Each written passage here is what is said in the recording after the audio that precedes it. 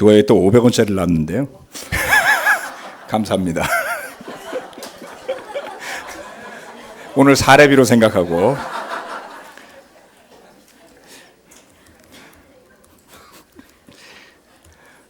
우리 춘수 수민 부부 귀국하신 거 환영합니다. LA 가서 또 우리 얼바인에서 열심히 지내시다가 밝고 건강한 모습으로 만나게 돼서 너무 반갑고요. 지난 2월에 우리 케빈맨 목사님 장례식 갔을 때 기꺼이 시간을 내서 많이 교제를 해주고 해서 굉장히 큰 격려를 받았었습니다. 자, 오늘 성찬은 설교 말씀 끝나고 같이 기도하고 하도록 하겠습니다. 오늘 세례도 있고 뭐 여러 가지 해야 될 광고도 있고 그래서 예배가 너무 길어질 것 같아서 조금 시간을 줄이고자 해서 조금 바꿨습니다. 오늘 설교 말씀의 제목은 하나님을 기쁘게 해드리는 삶입니다. 데살로니가 전서 말씀을 중심으로 같이 좀 이야기를 나누고자 하는데요. 바울과 그의 선교팀이 전도여행을 다니면서 무수히 많은 교회를 세웠죠. 1세기의 교회들은 정말 놀라울 정도로 아무것도 없던 곳에서 예루살렘으로 시작해서 온 유대와 사마리아를 넘어서 땅끝으로까지 나갈 준비를 하게 되는 모습을 볼 수 있습니다. 그처럼 세워진 많은 교회 중에 모든 교회들이 성경에 그 교회 이름이 등장하는 것은 아닙니다. 그런데 서신서에 나오는 교회들은 아무래도 그 많은 교회들 가운데 아주 중요한 의미가 있는 교회였다, 이렇게 볼 수가 있겠죠. 특별히 그 중에서도 데살로니가 교회는 아주 우여곡절 끝에 세워진 교회였습니다. 바울은 스스로 고백하기를, 고린도서에서 고백하기를 선교여행 자체가 목숨을 건 여행과 같았다, 이렇게 말하고 있죠. 그런데 그러한 목숨을 거는 것이나 다름없었던 그와 같은 선교 여행이 결코 헛되지 않았던 것은 주님의 능력이 그와 함께해서, 그의 팀과 함께해서 그들이 주님의 교회들을 많이 세울 수 있었기 때문입니다. 또 그렇게 세워진 교회들이 말씀에 반응하고 또 열매를 맺으며 성장했기 때문이죠. 우리가 예수님의 제자가 되어서 그 예수님을 따라가고 예수님으로부터 배우는 삶을 살기 원하는 제자들이 이 자리에 모여 있습니다. 여러분들이 하는 주님 안에서의 수고와 또 헌신에 대한 보람과 보답은 과연 어디에 있겠습니까?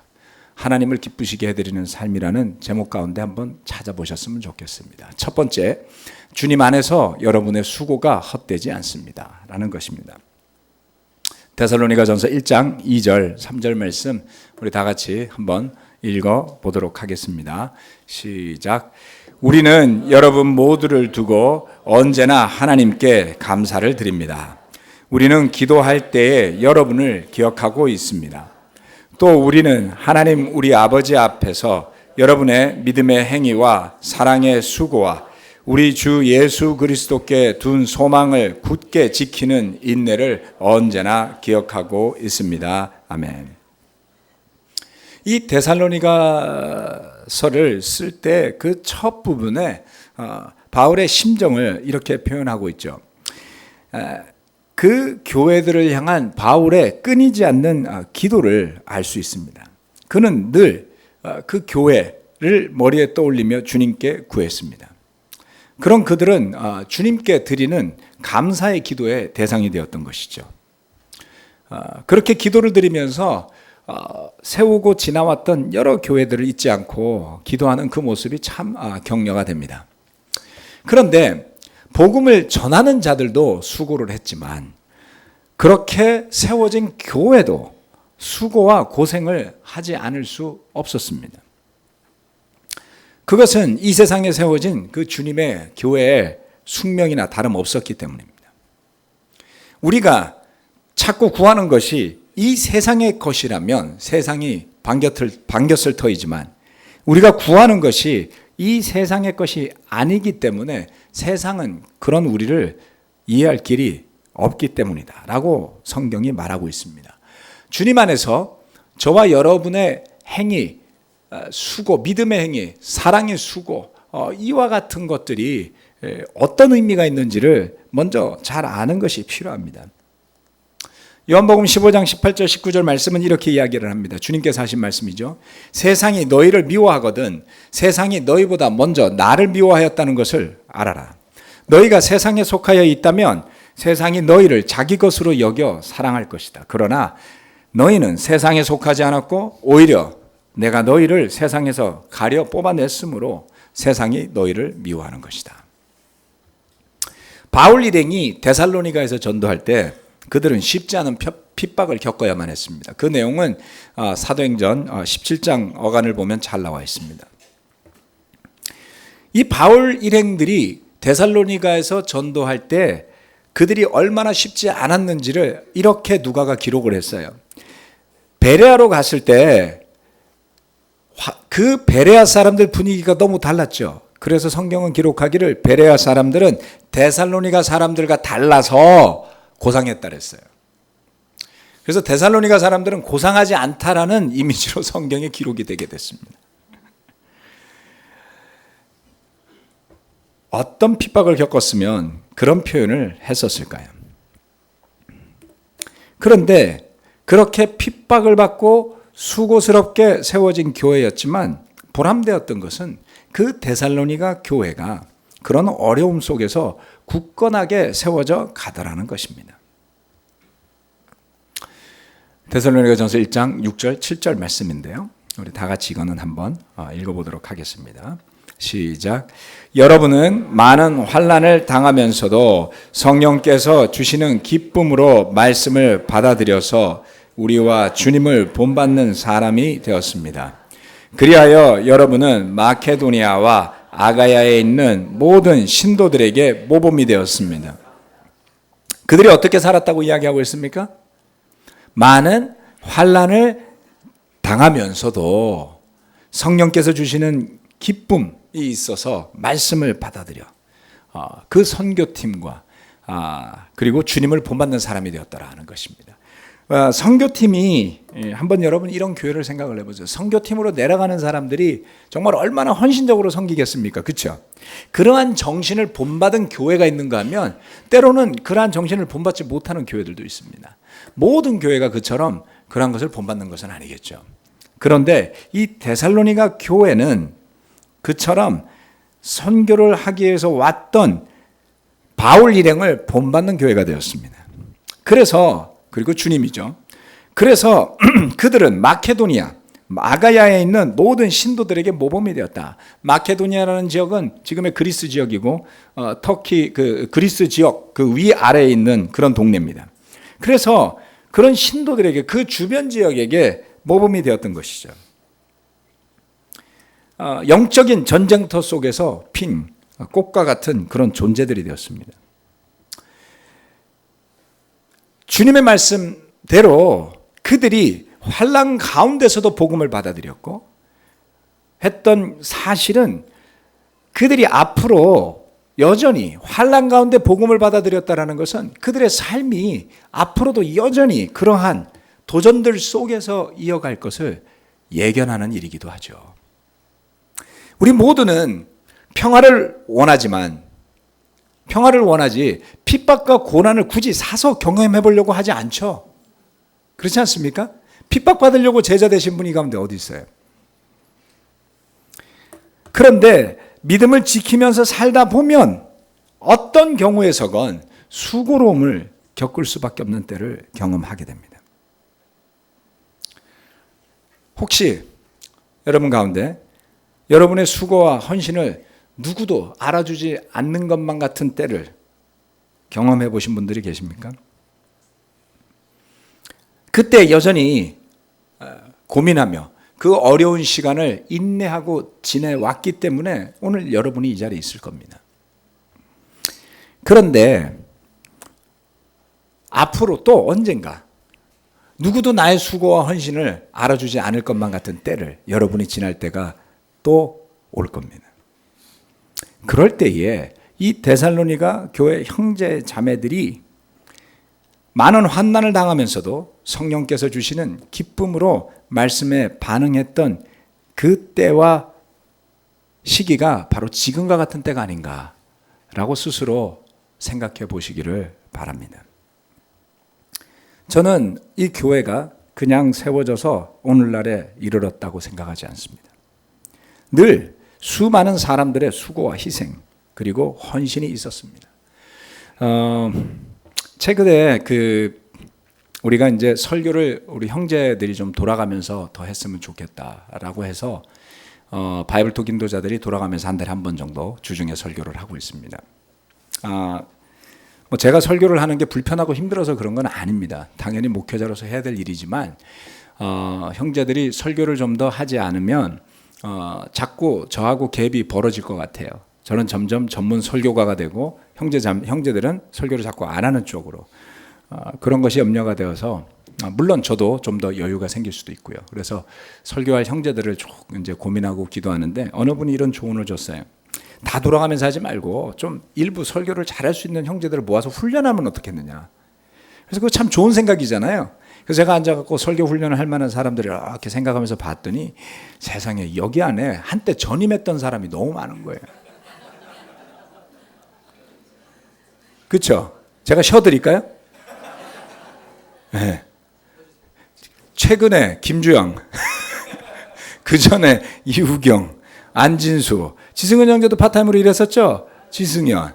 그 다음에 또 박간순 형제는 단독 미션팀 다녀왔어요. 네. 그 다음에 이휴원 형제, 또 김세원 형제는 팀 미니스트리 캠퍼스에서 일했었어요. 그렇죠? 김세원 형제 이야기했어요.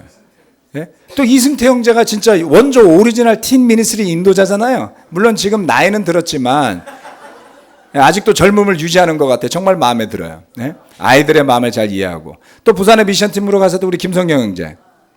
또 누가 있죠? 제가 빼먹은 사람 있나요? 네? 권영준 집사님도 한때 AMS에서 얼마나 했는지 저는 모르겠는데 잠시 전임이었대요. 네. 대단하잖아요. 형제만 제가 이야기를 할게요. 10명이나 있어요. 네. 전병 형제는 미션팀 다녀왔죠. 네. 그것도 뭐 미션팀 다녀온 사람도 무지하게 많아요. 야, 이 교회는 복받은 교회다. 라는 생각이 들었습니다. 이 형제들이 각각의 자리를 지키면서 수고하고 헌신해 오지 않았습니까? 제가 다 이름을 이야기할 수는 없지만 그들뿐만이 아닙니다. 각지에서 또 해외에서 여러 곳에 있는 많은 사람들의 수고와 헌신이 있었습니다.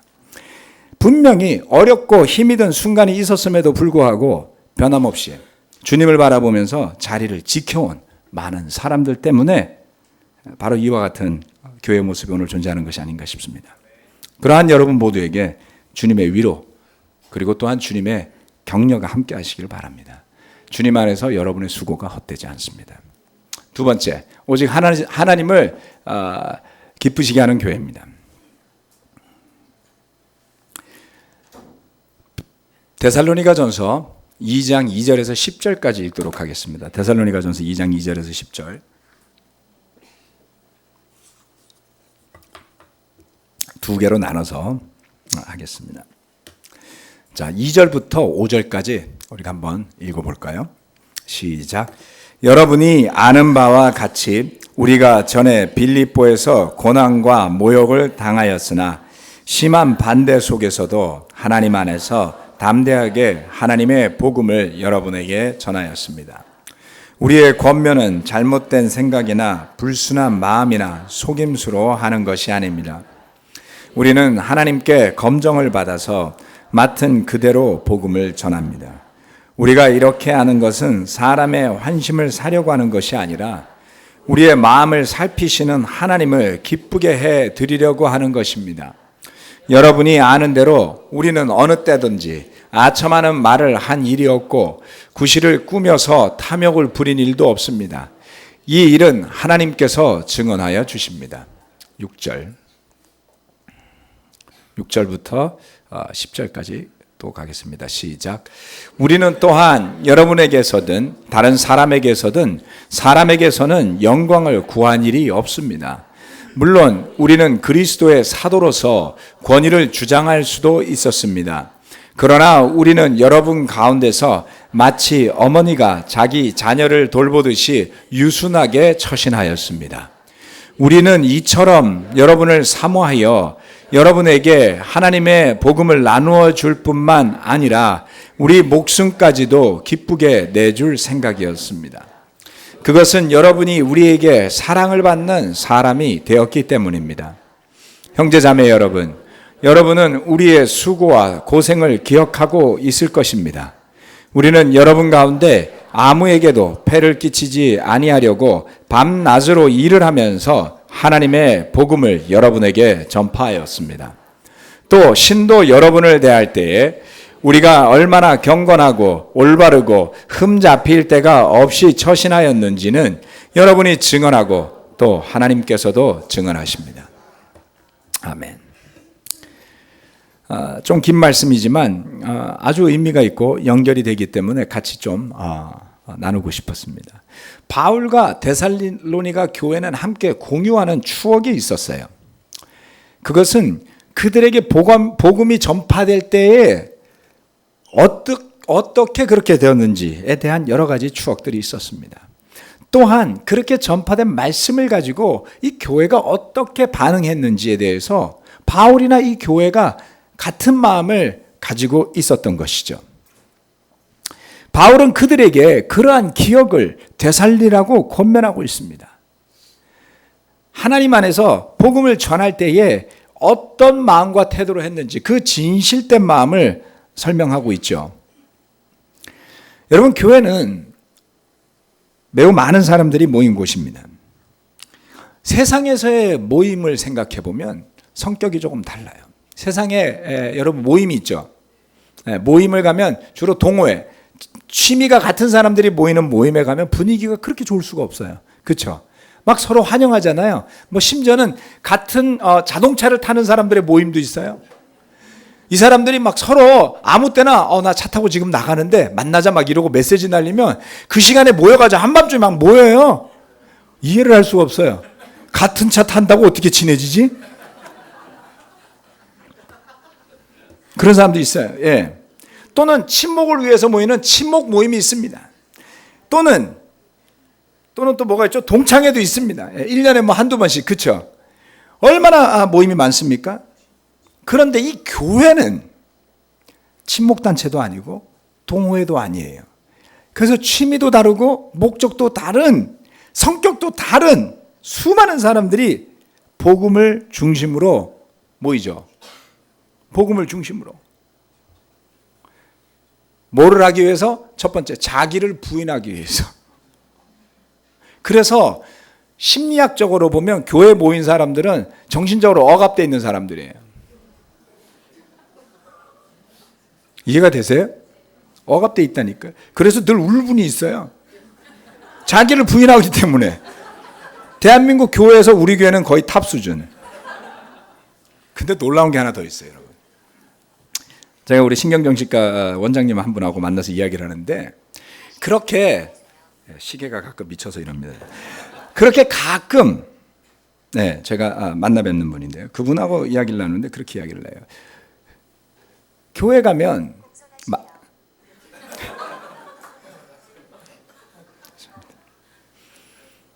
교회 가면 사람들이 억압돼 있고 죄를 안 지려고 노력하고 그렇게 되는 것이 정신적으로는 어린아이처럼 되는 거라는 거예요.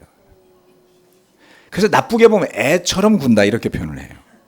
그런데 여러분, 예수님이 변하여서 어린아이와 같이 되지 않으면 하늘나라를 가지 못할 거라 그랬잖아요. 제가 그래서 그분하고 만나면서 제가 확신을 얻었어요.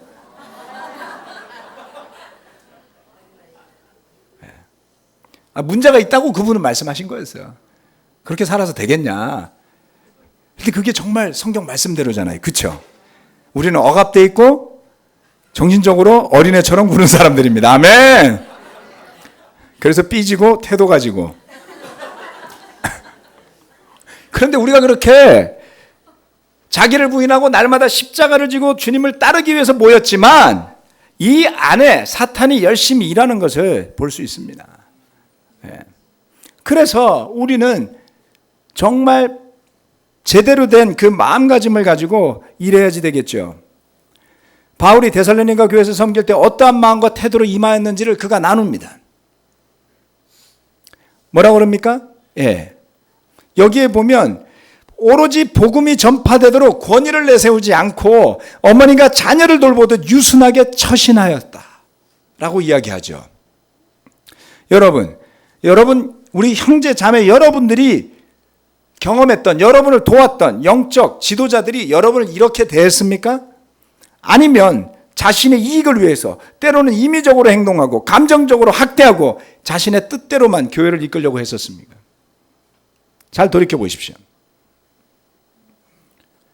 바울은 이렇게 했어요. 사람에게서 영광을 구하지 않고 그들을 사모하여 복음뿐만이 아니라 목숨까지도 기쁘게 내어줄 각오로 그들을 위해 수고했다라고 고백하였습니다. 특히 이 기간 동안에 있어서 데살로니가의 교회를 세우는 기간 동안에 바울은 누구에게도 폐를 끼치지 않기 위해서 밤낮 일을 하면서 복음을 전하였다. 그러면서도 경건하고 올바르고 흠잡힐 데가 없이 처신했다라고 이야기하고 있어요. 대단하지 않습니까? 저는 이렇게 살고 싶어요. 그런데 수준이 좀 떨어져요. 최근에 어떤 형제가 시간을 보내면서 그런 이야기를 하더라고요.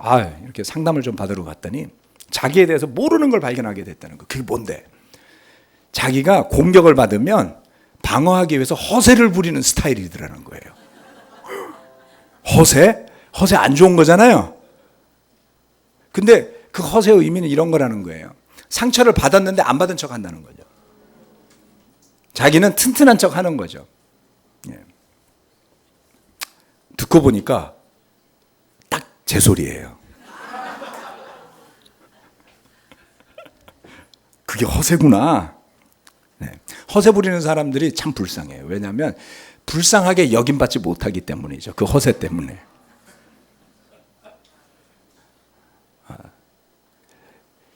그게 진짜 어려운 기술이에요. 그렇죠? 아니 정말로요. 힘들었는데 힘들었다고 말하면 사람들이 좀 힘들었겠구나 이렇게 생각할 거 아니에요. 그런 생각을 못하거나 그것을 찾아내지 못하면 불쌍히 여김도 못 받잖아요. 허세 부리는 형제들 불쌍히 여겨주십시오. 네. 우리가 참 약하다라는 생각이 듭니다. 하나님을 기쁘시게 하는 삶으로 가기 위해서 해야 될 일이 뭘까? 어디서 그 원동력이 나올까를 보니 저한테서는 그 힘이 나오질 않아요. 제 안에서 나오는 것은 저의 자랑이 나오고 허세가 나오고 그런 것들이 나오더라는 것이죠. 여러분은 여러분 자신을 정말 잘 알고 계십니까? 여러분이 상처받을 때 어떻게 반응하는 야비한 사람인지, 또 마음에 드는 것들이 생기면 얼마나 욕심을 부리는 탐욕스러운 사람인지, 남을 용서하지 못해서 전전긍긍하고 끙끙대는 속 좁은 사람인지. 바울도 되게 치사한 사람이에요. 고린도서 잘 읽어보세요. 서운한 이야기 무척 많이 하잖아요. 그렇죠? 저는 그래서 바울이 진짜 사도 맞아? 교회에서 그랬다고 치사하다고 나는 치사해서 너희들한테는 헌금도 안 받아 이렇게 막 쓰고 있잖아요. 그렇죠? 제가 그렇게 설교하면 여러분 어떻게 하겠어요, 저를? 바울은 진솔했어요. 그리고 그는 그의 원동력이 자신에서 오지 않는 것을 너무 잘 알고 있었습니다. 갈라디아서 2장 20절 말씀인데 다 같이 한번 읽어보겠습니다. 시작. 나는 그리스도와 함께 십자가에 못 박혔습니다. 이제 살고 있는 것은 내가 아닙니다. 그리스도께서 내 안에 살고 계십니다. 내가 지금 육신 안에서 살고 있는 삶은 나를 사랑하셔서 나를 위하여 자기 몸을 내어주신 하나님의 아들을 믿는 믿음 안에서 살아가는 것입니다. 아멘. 이 말씀은 제가 기억도 나지 않을 만큼 아주 오래전에 한 수십 년 전에 암송했던 구절이었습니다. 그런데 암송은 했지만 머리로서는 그래야지 내 안에 그리스도가 살아있는 거지 라고 생각하지만 이 말씀이 의미하는 바를 체험하게 된 때는 좋은 때가 아니라 어려움이 닥쳐왔을 때였어요. 견디기 쉬운, 어려운, 인내하기 싫은 그런 어려움이 닥쳐왔을 때 제가 스스로 반문했던 가장 큰 질문은 이런 거였습니다. 너는 누구를 위해 그 수고와 헌신을 했느냐라는 것이죠. 지금 내가 인내해야 된다면 누구를 위해 인내해야 되는 것인가? 정말 지금 내 안에 살아있는 것이 주님의 십자가인가 아니면 내 자신인가? 라는 질문을 수도 없이 던졌습니다. 갈라디아서 6장 14절 15절 말씀 같이 읽어보도록 하겠습니다. 시작. 그런데 내게는 우리 주 예수 그리스도의 십자가 밖에는 자랑할 것이 아무것도 없습니다. 그리스도로 말미암아 내 쪽에서 보면 세상이 죽었고 세상 쪽에서 보면 내가 죽었습니다. 할례를 받거나 안 받는 것이 중요한 것이 아니라 새롭게 창조되는 것이 중요합니다. 바울이 자신에 대해 자랑한 것이 무엇이었습니까? 기억나는 게 있으신가요? 바울도 잘난 걸 자랑하고 싶었을 거예요. 왜냐하면 잘하고 살았으니까요. 여러분 능력 있고 잘하는 사람들 속에는 정말 자랑하고 싶은 마음이 굴뚝 같아요. 체면 때문에 말을 못하는 거죠. 집에서 아내한테 자랑하세요. 아내도 안 들어줘.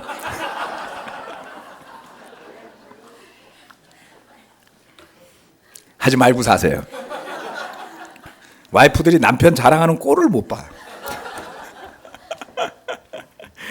자, 바울이 고백한 건 이런 거예요. 자신이 죄인의 우두머리라고 고백하더라는 것이죠. 그가 비록 유대인 사회에서 지도적인 위치에 있는 사람이었지만 그가 가졌던 그의 배경이 그가 사도로서 복음을 전하는데 도움된 적이 있었습니까? 오히려 끊임없이 그를 따라다니며 그를 괴롭혔던 사람들은 바로 그가 속해 있던 유대인 사회 지도자들이었어요. 바울이 깨달았죠. 그것이 얼마나 쓰레기 같은 것인지. 그래서 그는 말 그대로 자신이 자랑스럽게 여겼던 것들이 쓰레기요 오물이었다라고 이야기하죠. 역설적으로 그런 고난이 그를 성숙하게 만들었던 것일 수도 있습니다. 그런 과정을 겪으면서 삶과 마음 그리고 믿음 속에 굳건하게 새겨진 것은 다름 아닌 주님의 십자가였던 것이죠. 우리는 아직 이 바울의 경지까지는 도달하지 못한 것 같습니다. 저는 갈 길이 멀어요. 예. 하지만 주님을 향해 달려가는 그 다름질을 포기하지 않고 달려가고 싶다라는 겁니다. 왜냐하면 깨달은 것들이 있기 때문이죠. 먼저 저는 죄인임을 깨닫게 되었습니다. 그리고 저는 무척 자랑하고 싶지만 그 자랑이 헛된 것이라는 것을 머리로는 알고 있어요. 그래서 잘 안 하려고 애쓰지만 가끔 하더라도 용서해 주세요. 세상에 있는 것들이 아직은 조금씩 좋아 보입니다. 버린 것들도 있지만 정말 좋아 보이는 것들도 있어요. 저도 혹해요. 그래서 여전히 세상적인 사람임을 느끼고 삽니다. 그렇지만 주님을 사랑하고 그렇지만 교회를 사랑하지 않습니까, 여러분? 그래서 어떻게 할 때 우리가 오직 하나님을 기쁘게 해드리는 교회로 가정으로 거듭날 수 있을지를 고민해야 하는 것이죠. 네. 결혼한 부부들 중에 형제들이 그처럼 하나님을 기쁘게 해드리는 형제로 거듭날 수만 있다면 아내를 위해 모든 것을 내어놓는 그런 남편으로 거듭날 수만 있다면 가정에 엄청난 변화가 일지 않겠습니까? 물론 쉽지는 않아요. 많은 남편들이 아내에게 상처받았기 때문에 허세를 부리면서 해결되지 않은 숙제들이 분명히 있을 겁니다. 자매 여러분들은 마찬가지예요. 자매 여러분들은 그렇지 당신이 모든 걸 받아줘야지, 당신이 나를 다 사랑해줘야지, 천만의 말씀이요. 가정의 우두머리인 남편들은 하나님의 말씀으로 그렇게 하라 그랬어요. 그래서 모든 것을 편들어 주거나 옳다고 하는 그러면 아나니아와 삽비라가 되지 않겠습니까? 영적인 기준을 세우고 아내를 가이드하는 남편을 기대하셔야지 되겠죠. 어려운 이야기 방금 드렸습니다. 예. 우리 교회가 그와 같아야 되지 않겠습니까?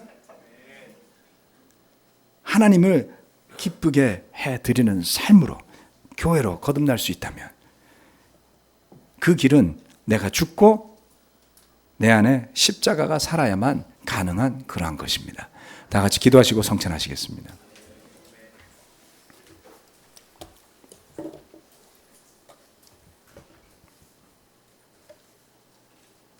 주님, 내 안에 사는 것은 그리스도요 십자가임을 고백하는 시간입니다. 이제 내가 사는 것은 나를 사랑하여 십자가에서 자기의 목숨을 버리신 그 예수님을 사랑하는 마음으로 사노라고 바울이 고백하였습니다. 아버지 하나님, 그와 같은 믿음의 고백들이 우리 안에 충만하기를 바랍니다. 우리는 여전히 연약하고 죄가 많아서 벗어나기 어려운, 뿌리치기 어려운 세상적인 속성과 죄성과 더불어 다투며 싸우며 살아갑니다. 그러나 주님, 저희를 변하게 하셔서 어린아이와 같이 그러한 삶으로 변화되게 하심을 감사드립니다. 여전히 연약하고 부족하지만 우리가 죄를 고백할 때 그 죄를 용서하여 주시고, 우리가 주님 앞에 나아가고자 할 때 그것을 기쁘게 받아주시는 주님께 감사드립니다. 놀라운 용서와 놀라운 화합과 같은 제사가 우리 안에 거듭되기를 간절히 바랍니다. 그리하여 세상과 다르지만 여전히 기쁨 가운데 있고, 환난을 당하고 고난을 당하고 어려움을 겪지만 빼앗기지 아니하는 성령의 기쁨이 넘치는 가정으로, 교회로, 개인으로 세워지도록 저희를 축복하여 주십시오. 주님께서 주신 십자가의 희생과 헌신에 감사드리며 이 성찬의 시간을 예수 그리스도 이름으로 기도드립니다. 아멘.